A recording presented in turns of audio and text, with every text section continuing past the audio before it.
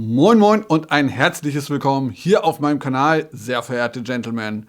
Mein Name ist Jöris und hier dreht sich alles rund um das Thema Düfte und heute gibt es meine favorisierten Herrendüfte für den Herbst. Und damit viel Spaß bei diesem Video.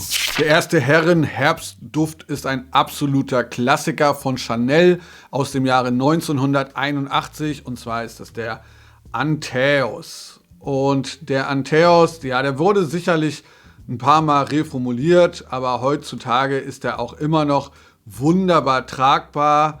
Es ist ein absolut toller, holziger, aromatischer, klassischer Duft.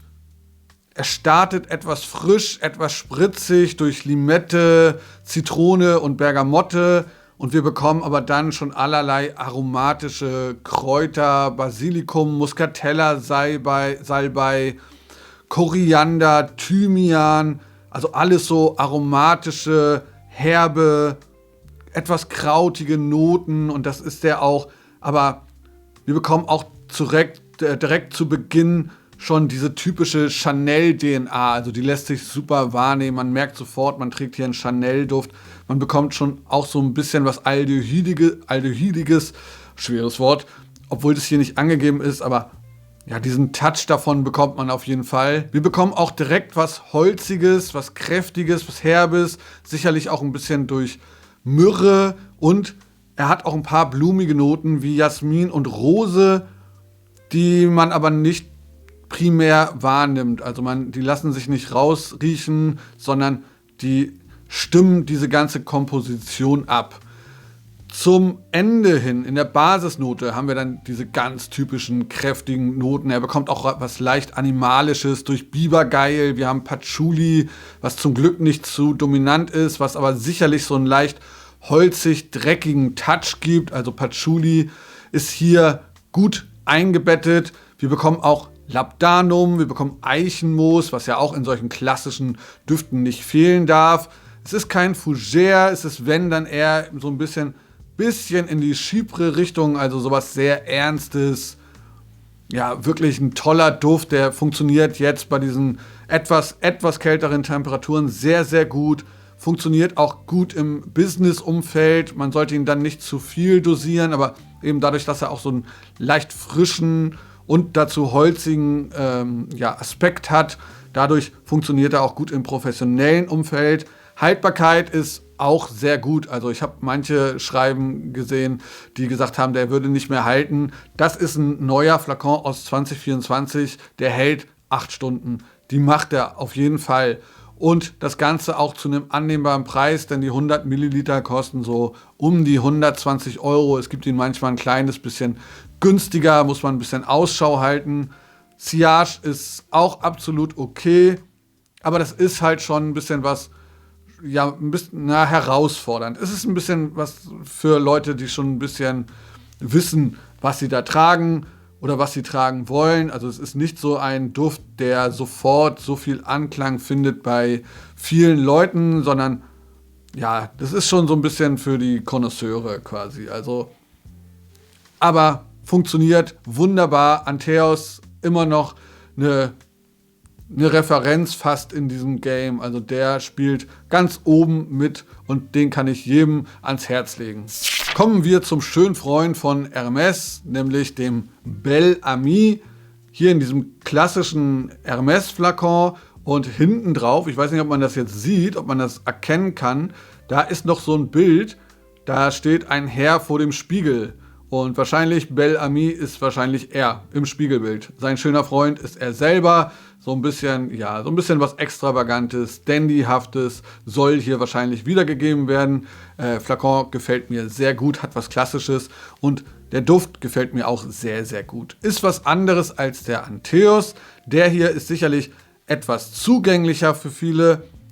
Es ist ein leicht warmer und sehr würziger Duft. Also sehr tiefer, sehr würziger Duft, so eine leichte Ledernote, aber sehr viele Gewürze haben wir da. Wir haben auch wieder Basilikum, wir haben Iriswurzel, wir haben, ich glaube, hier ist auch wieder Muscatella, Salbei im Spiel oder Salbei allgemein ist hier, glaube ich, auch noch mit drin. Also sehr aromatisch, sehr gewürzt, ein sehr gewürzter Duft, der auch sehr gut jetzt im Herbst funktioniert, weil er eben auch noch so eine warme, vielleicht ganz bisschen süße Note hat. Auf jeden Fall hat er noch so eine cleane Seite, das kommt wahrscheinlich auch durch den Salbei.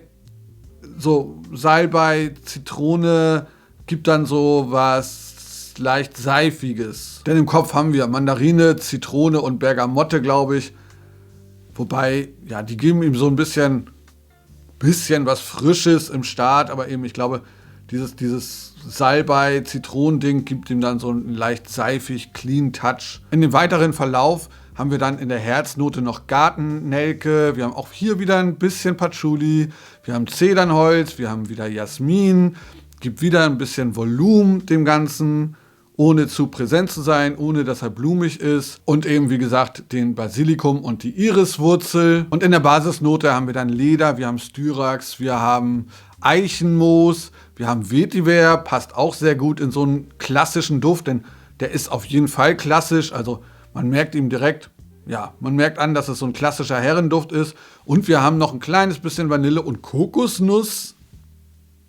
Die konnte ich nicht finden. Aber vielleicht gibt es diesen leicht süßlichen Touch noch, den er, wie gesagt, hat. Also der ist nicht ganz so markant, nicht ganz so kantig und herb wie der Antheos von Chanel. Der ist, wie gesagt, ein bisschen zugänglicher. Und perfekt für diese Jahreszeit. Der geht auch sicherlich noch gut in den Winter rein, durch diese Vielfalt an Gewürzen und eben diesen leicht warmen Touch.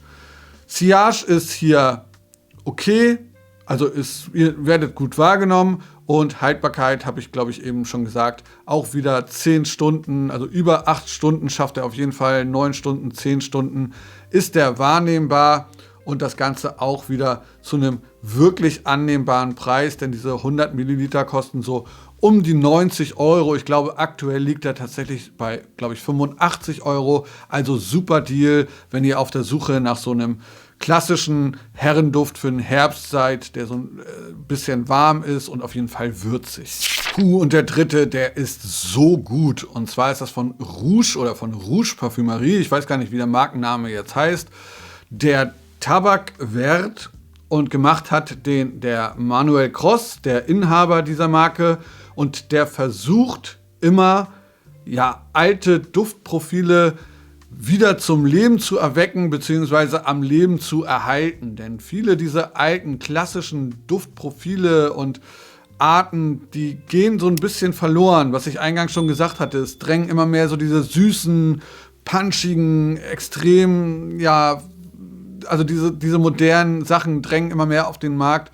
Und dabei gehen diese wunderschönen, klassischen Düfte manchmal so ein bisschen unter. Und der versucht, die halt alle wiederzuholen oder ja wieder zum Leben zu erwecken, zu erhalten. Und mit dem Tabakwert, boah, der ist so gut, ne? Also dieser Tabak ist total aromatisch, etwas herb, aber auch süßlich, voll. Also er ist sehr voluminös, der Duft. Und er ist ja eben etwas süß und er hat die ganze Zeit so eine seifige, klassische Note. Gefällt mir wirklich unglaublich gut. Also ich bin von dem Duft wirklich hin und weg. Und das gerade, weil solche Sachen heutzutage einfach nicht mehr so stattfinden. Es gibt hin und wieder mal so Lichtblicke, auch von großen Häusern, Nischenhäuser, Designerhäuser, aber es wird sich viel zu sehr meines Erachtens auf andere Dinge konzentriert. Obwohl sowas wunderbar funktioniert. Also wenn hier Serjoff draufstehen würde, ich sage euch, das wäre ein absoluter Bringer. Wir haben hier natürlich Tabak, wir haben auch wieder Eichenmoos und für mich schwingt die ganze Zeit sowas Honigartiges noch mit. Obwohl Honig gar nicht angegeben ist, aber das kann auch dieses vom Tabak kann das auf jeden Fall kommen. Das kann auch mal so ein bisschen ins Honigartige gehen. Und das nehme ich hier auf jeden Fall die ganze Zeit wahr. Wir haben zusätzlich auch noch Moschus, wir haben ein bisschen Pfeffer, ein bisschen Bergamotte. Das rundet dieses ganze Profil ab. Und wir haben noch holzige Noten vom Sandelholz und vom Zedernholz. Also Sandelholz gibt hier sicherlich auch noch diese Tiefe und diese Wärme und Zeder sicher so ein kleines bisschen dieses klassische, also perfekt ausbalanciert. Ich bin wirklich hin und weg. Also der Flakon, diese Flakon-Designs, die auch immer machen bei Rouge, gefallen mir auch sehr gut. Hat alles so ein bisschen diesen 20er-Jahre-Flair. Und ja, ich finde es toll. Hier oben die Kappe ist mit so einem Stoffüberzug. Also machen sie gut. Und das Ganze auch zu annehmbaren Preisen. Denn A, bieten sie diese kleinen Größen an, diese 30 Milliliter. Und die kosten 85 Euro. Und dann gibt es noch die 75 Milliliter. Und das kostet dann 156, wenn ich mich jetzt recht entsinne. Aktuell 156. Finde ich einen fairen Deal. Ich verlinke euch unter dem Video auch mal, wo ihr den hier in Europa bekommt. Denn man bekommt ihn sonst, glaube ich, nur in den USA oder ich glaube in den USA. Und dann ist es immer sehr schwierig, so mit dem Versand und dem Zoll. Kann auch sein, dass es UK ist oder US oder UK könnte sein. Auf jeden Fall verlinke ich euch eine Website hier in Spanien. Da bekommt ihr ihn, da zahlt ihr natürlich auch ein bisschen Versand. Aber man bekommt auch ein paar Samples dazu, von daher alles gut und dann wird der ganze Spaß nicht ganz so teuer. Zu der Sillage und der Haltbarkeit, wieder, wie die beiden vorher. 8 Stunden plus, easy. Der projiziert auch wirklich ganz schön stark. Also man muss ein bisschen auf die Dosierung achten. Den würde ich auch nicht zwingend im Büro oder im professionellen Umfeld tragen, sondern eher in der Freizeit zum Ausgehen. Jetzt Herbst, Winter zum Ausgehen. Wirklich klasse, also der strahlt wirklich Eleganz aus. Das ist ein super eleganter Duft. Dieses 20er-Jahre-Feeling kommt hier rüber. Klassisch, aber ohne altbacken zu sein, ohne irgendwie oldschool zu wirken, sondern ja, clean, trotzdem süß, Honig, Tabak. Perfekt, also ich liebe den, ich habe mich komplett in den verliebt. Merkt man wahrscheinlich gar nicht. Gut, damit sind wir durch mit diesem Video. Das waren meine 3 Empfehlungen für Herrendüfte für den Herbst. Ich hoffe, das Video hat dir gefallen. Wenn dem so ist, lass mir auf jeden Fall gerne ein Like da und auch gerne ein Abo. Dann verpasst du kein weiteres Video von mir. Und schreib mir auch gerne in die Kommentare, was denn dein liebster Herrenduft für den Herbst ist. Würde mich sehr interessieren und damit wünsche ich dir noch einen wunderschönen Herbst. Genieße ihn. Wir sehen uns im nächsten Video. Bis dahin. Ciao, ciao.